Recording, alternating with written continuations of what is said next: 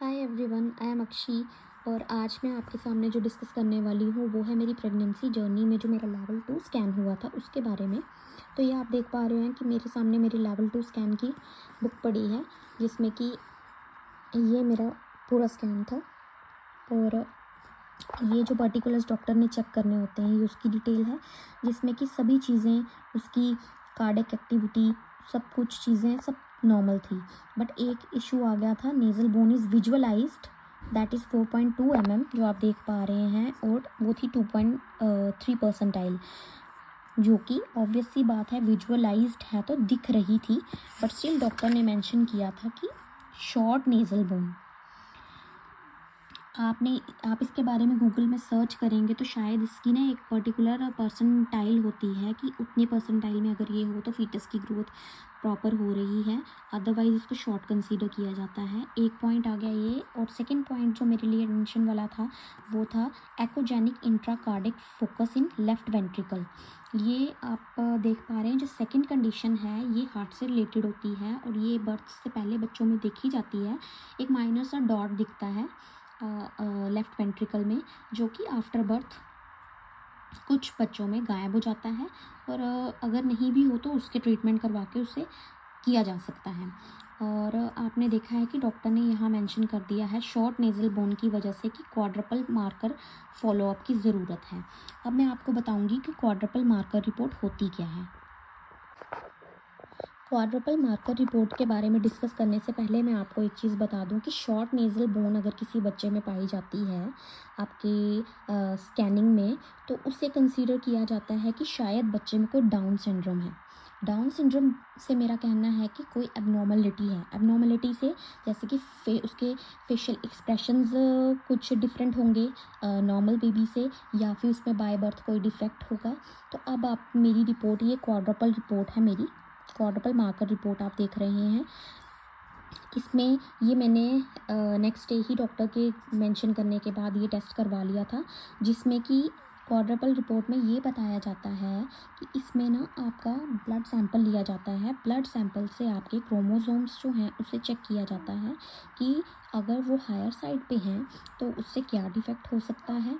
अब इसमें कौन कौन से क्रोमोसोम्स की बात की जाती है वो मैं आपके साथ डिस्कस करूँगी। मैंने ये कुछ पर्टिकुलर्स इसमें हाईलाइट करके रखे हुए हैं आपके लिए, जिसमें कि पहला है T21।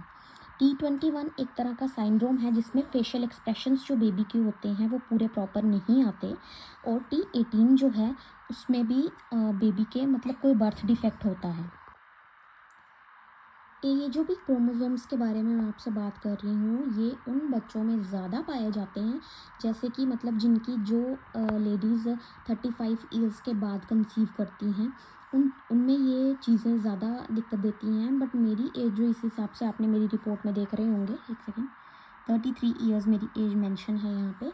तो अब बात करते हैं इन दो क्रोमोसोम्स की। उन लेडीज़ में वैसे ये ज़्यादा दिक्कत आती है।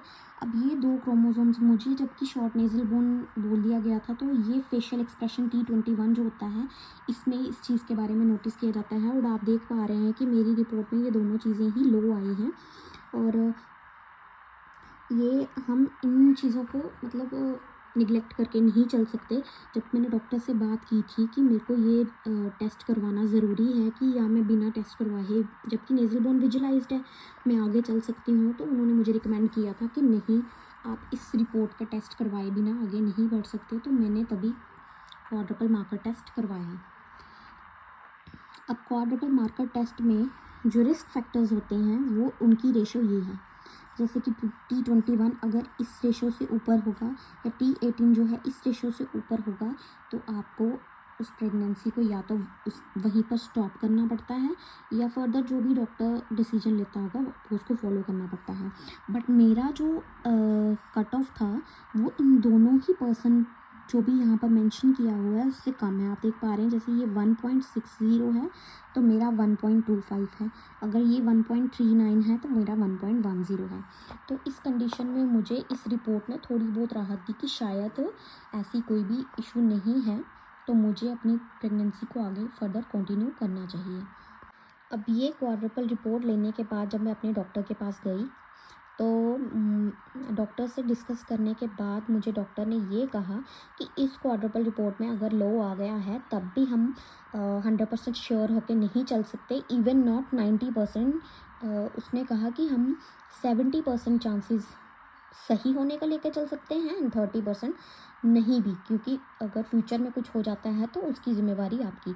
तो ये सुन के मुझे बहुत मतलब टेंशन में आ गई फिर से कि रिपोर्ट टेस्ट करवाने के बावजूद भी मैं अभी भी क्लियर नहीं हूँ कि मेरी प्रेगनेंसी में कोई इशू है या नहीं।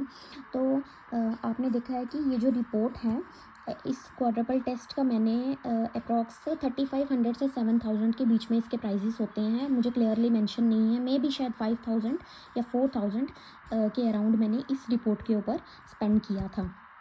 आई डोंट नो डॉक्टर्स का क्या फंडा है आजकल, डॉक्टर्स क्यों हमें टेस्ट की तरफ ज़्यादा भागने को कह रहे हैं। मे बी उनकी बीच में जो भी होती हैं, आई डोंट नो, सुनने में तो यही आता है कि हर एक मतलब लेडी को इसी तरह से टॉर्चर किया जाता है, जबकि मैं अपनी पूरी प्रेगनेंसी में इस चीज़ को लेके इतना टॉर्चर्ड रही हूँ। और मैंने मतलब खाने पीने में ध्यान नहीं दे पाना, मुझे टेंशन रहती थी कि पता नहीं इन फ्यूचर क्या हो जाएगा। तो ये सब करने के बाद मुझे डॉक्टर ने फर्दर एक और टेस्ट की रिकमेंडेशन दी, जो कि है NIPT test. So what is NIPT? NIPT होता है non invasive prenatal testing. Okay, अब ये क्या चीज़ है? ये एक तरह का टेस्ट है, उसी तरह से ये आपका ब्लड सैंपल लिया जाता है और उस पे अंदर कुछ फर्दर मोर क्रोमोसोम्स की टेस्टिंग की जाती है। अब ये पर्टिकुलर टेस्ट जो था, इसकी कॉस्ट थी 15,000 और ये मुझे मतलब इमीडिएटली करवाने के लिए कहा गया था। और अगर इसमें कोई फर्दर दिक्कत आती है तो मुझे स्ट्रिक्टली कहा गया था कि मुझे मेरी प्रेगनेंसी को वहीं स्टॉप करना है। ओके, तो मैं बात करती हूँ इस टेस्ट की, NIPT टेस्ट। इसमें भी मेरा ब्लड सैंपल इसी तरह से लिया गया और उससे आगे ये रिपोर्ट जो है 7 दिन में आपको मिलती है। इस पर फर्दर टेस्टिंग चलती हैं और इसे फॉरेन में जेंडर रिवील जो करते हैं उसके लिए भी यूज़ किया जाता है। बट इन इंडिया आपको पता है कि हम जेंडर रिवील में नहीं, हमें मतलब वो किया जाता नहीं, हम जान सकते हैं। तो उसके लिए मेरे से फर्दर सबसे पहला स्टेप जो था, मुझसे उन्होंने एक फॉर्म साइन करवाया जिस पे ये सब क्लियरली मेंशन था कि मैंने इस रिपोर्ट को सिर्फ बेबी के क्रोमोसोम्स की टेस्टिंग के लिए यूज़ किया है। और फिर अब बात करते हैं इस रिपोर्ट की। तो इस रिपोर्ट में आप देख रहे हैं कि वहाँ पर हमने 21 और 18 क्रोमोसोम की बात की थी, यहाँ पर एक फर्दर 13 क्रोमोसोम एक एक्स्ट्रा ऐड हो गया है। अब बात करते हैं क्रोमोसोम 13 की। ये है क्रोमोसोम 13, जिसमें इसमें क्या दिक्कत आती है, ये भी फेशियल एक्सप्रेशन से रिलेटेड होता है।